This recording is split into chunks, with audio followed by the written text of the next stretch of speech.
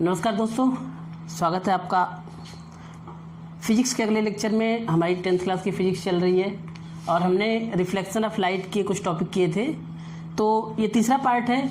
बाकी के 2 पार्ट अगर आपने नहीं देखे हैं तो आप प्लेलिस्ट में जाके देख सकते हैं और वीडियोस पड़ी हुई हैं। तीसरे पार्ट में हमें क्या करना था, हम इमेज फॉर्मेशन सीख रहे थे। हमने एक केस आपको बताया भी था, इमेज फॉर्मेशन कर रहे थे बाय कॉनकेव मिरर की डिस्कशन भी हम कर चुके हैं, आपने पिछली क्लास में देखा होगा। आपको बता दूं, ये जो चैप्टर है इमेज फॉर्मेशन, ये 10th में भी है, 12th में भी है। तो 12th के बच्चे भी इसे देख सकते हैं। अभी से आप समझेंगे तो आसानी रहेगी। 10th के बच्चों के लिए तो इम्पोर्टेंट है ये। तो image formation by concave mirror की बात कर रहे थे। एक केस हमने कर लिया था, पहला केस था जो ऑब्जेक्ट को हमने प्लेस किया था कहाँ, पोल और फोकस के बीच में। अब जो दूसरा केस है वो फोकस पे है। ये हमारा कॉनकेव मिरर है, ये चीज़ें आपको याद होंगी। ये रहा पोल और ये रहा फोकस। फोकस पे हमने ऑब्जेक्ट रख देना है, फोकस पे ऑब्जेक्ट रख दिया। 3 रूल मैंने आपको बताया ही था। जो रे पैरेलल जाएगी वो फोकस से पास करेगी, जो फोकस से जाएगी वो पैरेलल हो जाएगी, और जो सेंटर ऑफ कर्वेचर से जाएगी उस पर कोई डिफरेंस नहीं आएगा, सेम पाथ को ट्रेस करेगी। देखिए ये रे गई पैरेलल टू प्रिंसिपल एक्सिस, कहाँ से पास करेगी, ये फोकस से। मैं ऐसे बना देता हूँ, इतना बड़ा स्केल नहीं है, आप स्केल से बनाएंगे तो सही ड्रॉ होगा। ये सेंटर ऑफ कर्वेचर है। दूसरी रे लेते हैं कहाँ से, सेंटर ऑफ कर्वेचर से। तो ये रिफ्लेक्ट होकर सेम पाथ को ट्रेस करेगी लाइक दिस। देखिए दोनों रेस पैरेलल जा रही हैं। ये दोनों रेस क्या हो रही हैं, पैरेलल जा रही हैं। तो पैरेलल जा रही हैं तो क्या होंगी, यहाँ कहीं मिलेंगी, इन्फिनिटी पे मिलेंगी। क्योंकि ऐसा माना जाता है कि जो फिजिक्स में पैरेलल रेज होती हैं उनका जो पॉइंट ऑफ इंटरसेक्शन क्या होता है, वो इन्फिनिटी होता है। तो ये रेज कहाँ जाएंगी, इन्फिनिटी पे जाएंगी। अब देखिए इमेज की क्वालिटी क्या क्या होगी, कैसे इमेज बनेगा। पहली बात, इमेज कैसा होगा, इन्फिनिटी पे बनेगा, तो पोजीशन एट इन्फिनिटी। दूसरी बात, देखिए जब ये वाली टिप, ऊपर वाली टिप नीचे की तरफ बन रही है तो इसका मतलब क्या होगा, इमेज ऐसा कुछ बनेगा, उल्टा बनेगा। तो इसे क्या बोलते हैं, इन्वर्टेड। और तीसरी बात, मैग्नीफाइड, हाईली मैग्नीफाइड, बहुत बड़ी इमेज बनेगी। और चौथी बात, रेज रियल में मिल रही हैं, हमें केवल फील नहीं हो रहा है, सच में मिल रही हैं। तो कैसी इमेज बनेगी, रियल इमेज बनेगी। तो ध्यान रखिएगा। तो ये जो केस था, फोकस पे अगर कोई ऑब्जेक्ट रखा हुआ है तो कॉनकेव मिरर से उसकी इमेज जो बनेगी वो इन्फिनिटी पे बनेगी, इन्वर्टेड बनेगी, मैग्नीफाइड बनेगी और रियल बनेगी। मिटा दें इसको। ये हमारा दूसरा केस है। तीसरा केस क्या है, ऑब्जेक्ट को प्लेस करना मैंने सिखा रखा है आपको। तीसरा केस हमने बताया था, तीसरा ऑब्जेक्ट कहाँ होगा, बताइए भाई। बिल्कुल सही बात, between F and C, focus और सेंटर ऑफ कर्वेचर के बीच में। इसको बना लेते हैं। ये रे, सॉरी, ये रे यहाँ से गई और यहाँ से फोकस से पास हो गई। अरे भाई पैरेलल जा रही तो फोकस से तो पास करेगी। एक ये वाली भी ले लेते हैं, फोकस से गई तो क्या हो जाएगी, पैरेलल हो जाएगी। कहाँ बना, सी के पीछे। आपको लग रहा होगा मैं मिला रहा हूँ, फटाफट मिला नहीं रहा हूँ। आप अगर स्केल से ड्रॉ करेंगे तो ऐसे ड्रॉ हो जाएगा। अब यहाँ इतना बड़ा स्केल नहीं लगा सकते ना। फोकस पे ये ऑब्जेक्ट कहाँ रखा था, हमारा जो ऑब्जेक्ट ए बी था, ये रखा था बिटवीन एफ एंड सी। और इमेज कहाँ बना, बियॉन्ड सी, सी के पीछे ही तो बना। तो क्या क्या क्वालिटी होनी चाहिए इसकी, बियॉन्ड सी, सी के पीछे, सेंटर ऑफ कर्वेचर के पीछे। दूसरी बात, कैसा बना, इन्वर्टेड। तीसरी बात, मैग्नीफाइड। और चौथी बात, रियल। देखिए एक बात आपको बता देते हैं कि जो कॉनकेव मिरर से इमेज बनती है उसमें केवल जो पहला केस है बिटवीन पोल एंड फोकस वही वर्चुअल बनता है, बाकी सारी इमेज कैसे बनती हैं, रियल बनती हैं। मिटा दें इसको। ये हो गया हमारा तीसरा केस। चौथा केस क्या होगा, बिल्कुल सही बात, सी पे रख देते हैं। ये हमारा कॉनकेव मिरर है, ये हो गया फोकस और ये हो गया सेंटर ऑफ कर्वेचर। ऑब्जेक्ट कहाँ रख दिया, एट सी, सी पे रखा तो सेंटर ऑफ कर्वेचर से रे पैरेलल गई, फोकस से पास करेगी, फोकस से गई पैरेलल हो जाएगी। तो कहाँ बन जाएगा, सी पे ही बन जाएगा। ये ए बी और ये ए डैश बी डैश, ठीक। एरो जरूर दिखाएं, नहीं तो आपका सवाल गलत हो जाएगा। अगर आप रेस की डायरेक्शन नहीं दिखाते हो, एरो नहीं दिखाते हो, तो सवाल गलत हो जाता है। तो अगर कोई बॉडी सेंटर ऑफ कर्वेचर पे रखी है तो कॉन्केव मिरर से उसका जो इमेज है वो भी सेंटर ऑफ कर्वेचर पे बनेगा। क्या क्या क्वालिटी होगी? एट सी, आप पूरा लिखिएगा, सेंटर ऑफ कर्वेचर पे। दूसरी बात, रियल बनेगी भाई, रियल, क्योंकि रेज सच में मिल रही हैं, वर्चुअल नहीं मिल रही हैं। तीसरी बात, इन्वर्टेड। और चौथी मोस्ट इंपॉर्टेंट बात है कि सेम साइज की बनती है। कैसी बनती है? सेम साइज की। इन बातों को ध्यान रखिएगा, ठीक है। मिटा दें इसको। अब एक बात, हाँ जी बिल्कुल सही बात, अगला केस क्या है? अगला केस है बियॉन्ड सेंटर ऑफ कर्वेचर। बस ड्रॉ करते जाइए, इनको कुछ करना नहीं है। ये सेंटर ऑफ कर्वेचर के पीछे रखा, फोकस से गई रे पैरेलल जो थी, और एक और बना लें कोई, मान लीजिए ये फोकस से जा रही है तो ये पैरेलल हो जाएगी, सॉरी क्या हो जाएगी? ये पैरेलल हो जाएगी, ठीक है। ये हमारा ए बी, ये हो गया ए डैश बी डैश। क्वालिटी बताइए, बिटवीन एफ एंड सी, आप पूरा लिखेंगे, between focus and centre of curvature. दूसरी बात, रियल। मैंने आपको बताया केवल एक केस होता है जो एफ एंड पी के बीच में रखते हैं ना, केवल उसमें वर्चुअल बनता है। बाकी कॉन्केव मिरर में सारी इमेज कैसी बनती है? रियल बनती है। रियल इमेज मतलब जिसे पर्दे पे उतारा जा सके। अगर यहाँ पे कोई स्क्रीन रख देते हैं तो इमेज किस पे आ जाएगा? स्क्रीन पे आ जाएगा। रियल का मतलब ये है, जो बेसिक कॉन्सेप्ट है वो यही है कि the image which can be taken at as screen, जिसे स्क्रीन पे ले सकते हैं, वो रियल इमेज है। ये रियल हो गया। और दूसरा स्मॉल बनेगा। कैसा बनेगा? ये स्मॉल बनेगा। और क्या बनेगा भाई? रियल हो गया, स्मॉल हो गया, इन्वर्टेड, ठीक है। दिख रहा है आपको एकदम इजीली। एक लास्ट केस है। लास्ट केस क्या है? लास्ट केस है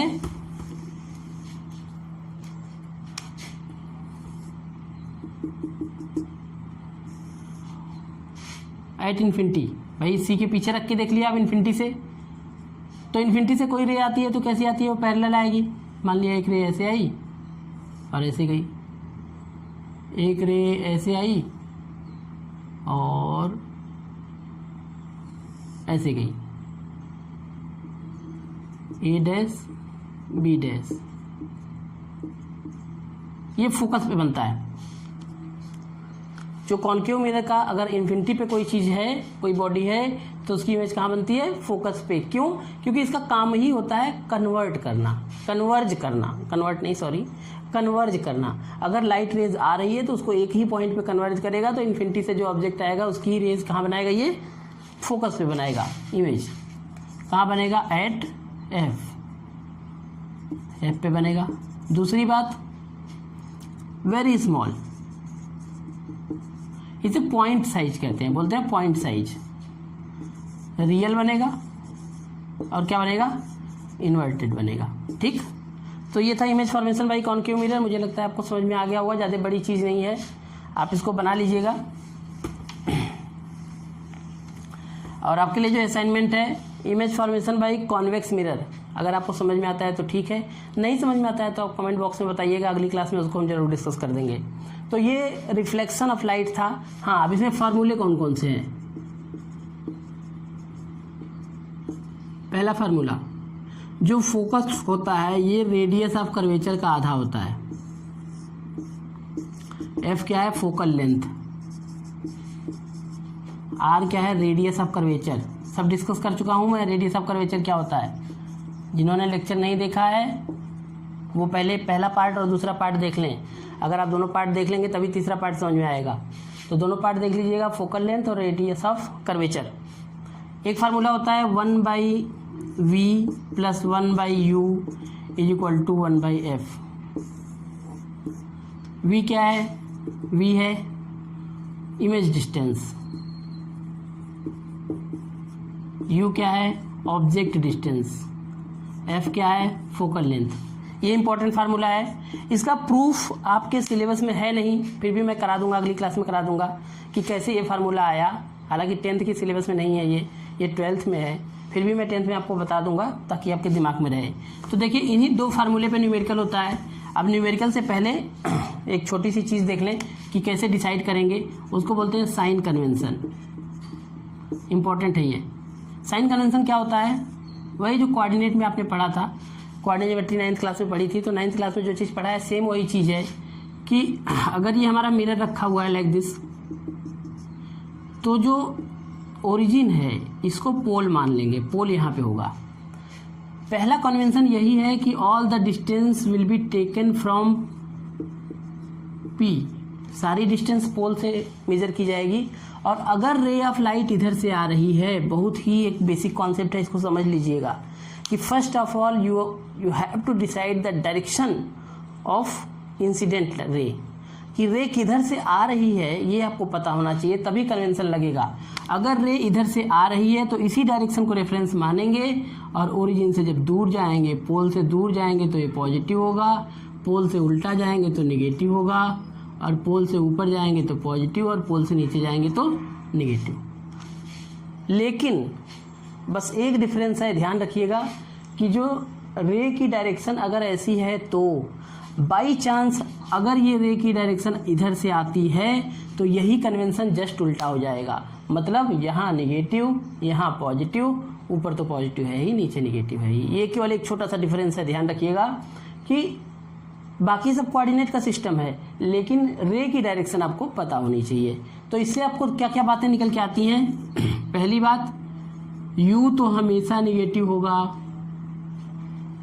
U तो निगेटिव होगा, मतलब कि जो कि रे ऑफ लाइट इधर से आ रही है तो पोल से लेफ्ट हैंड साइड जाना है, इसलिए हमेशा निगेटिव रहेगा, ध्यान रखिएगा। F की बात करें तो F कॉनकेव के लिए क्या होगा? कॉनकेव के लिए फोकस इधर होता है तो ये निगेटिव होगा। कॉन्वेक्स के लिए क्या होता है? फोकस इधर होता है तो ये क्या होगा? पॉजिटिव होगा। यानी F की दो वैल्यू होगी, निगेटिव फॉर कॉनकेव, फिर वही तरीका, वो ट्रिक जो बताई थी आपको, पॉजिटिव होगा कॉन्वेक्स के लिए। याद कर लीजिए इसको अच्छे से। नहीं याद होता है, कंफ्यूजन होता है तो केवल एक को याद करिए ना, दोनों को क्यों याद करते हैं? अरे कॉनकेव को याद करिए, कॉनकेव के लिए निगेटिव तो दूसरे के लिए क्या हो जाएगा? पॉजिटिव हो जाएगा कॉन्वेक्स के लिए। अब जब भी इसको दिमाग में रखेंगे तो आपको U हमेशा निगेटिव रखना है, F निगेटिव और पॉजिटिव रखना है, जैसा मिरर होगा। तो सवाल अगर आप पढ़ेंगे तो उसको पढ़ के समझेंगे कि मिरर कैसा है, अगर निगेटिव है, पॉजिटिव है, कैसा है, कॉन्वेक्स है, कॉनकेव है, उसके अकॉर्डिंग F होगा। और V जो निकलेगा, V का साइन क्या होगा? As per calculation. भाई दोनों वैल्यू आप रखेंगे और कैलकुलेशन करेंगे, जो भी वैल्यू निकल के आएगी वही क्या होगा? V होगा। मिटा दें इसको।